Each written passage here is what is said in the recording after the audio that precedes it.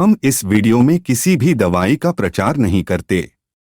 किसी भी दवाई को इस्तेमाल करने से पहले एक बार डॉक्टर से जरूर सलाह लें। अगर आप इस वीडियो को देखकर किसी दवा का उपयोग करते हैं और आपको कोई साइड इफेक्ट होता है तो उसमें हमारी कोई जिम्मेदारी नहीं होगी।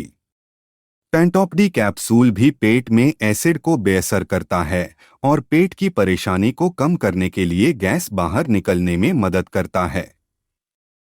इसे डॉक्टर द्वारा बताए गए डोज और समय तक खाने के बिना लिया जाता है। डोज आपकी कंडीशन और दवा के प्रति आपके रिस्पॉन्स पर निर्भर करेगी। डॉक्टर द्वारा निर्धारित अवधि तक इस दवा का सेवन जारी रखें।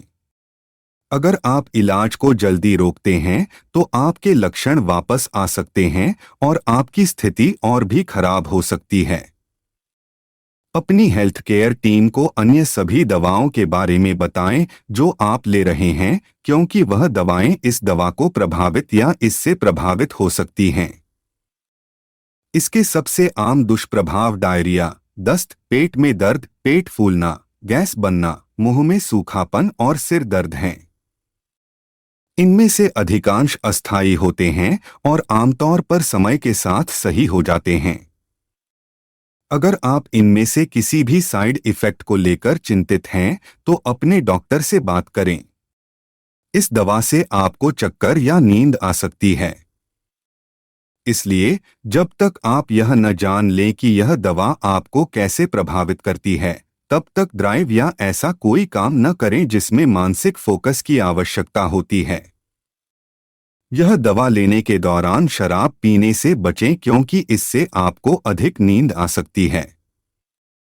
जीवन शैली में बदलाव जैसे ठंडा दूध पीना और गर्म चाय, कॉफी, मसालेदार भोजन या चॉकलेट से परहेज करना आपको बेहतर परिणाम प्राप्त करने में मदद कर सकता है।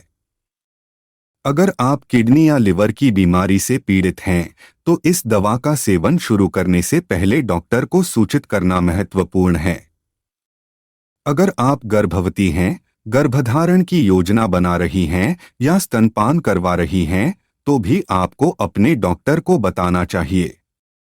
गैस्ट्रोएसोफेगल रिफ्लक्स डिजीज (GERD) एक क्रोनिक दीर्घकालिक समस्या है जिसमें पेट में अधिक एसिड बनता है।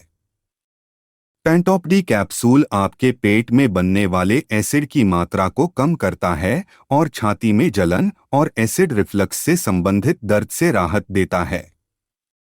इसके प्रभावी होने के लिए आपको इसे ठीक वैसे लेना चाहिए जैसा आपको बताया गया हो। लाइफस्टाइल में कुछ आसान बदलाव GERD के लक्षणों को कम करने में मदद कर सकते हैं। सोचें कि कौन से भोजन से हार्टबर्न होता है और उनसे बचने की कोशिश करें।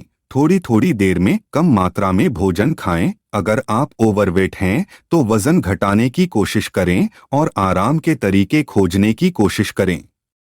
बिस्तर पर जाने के 3 से 4 घंटे के भीतर भोजन न करें।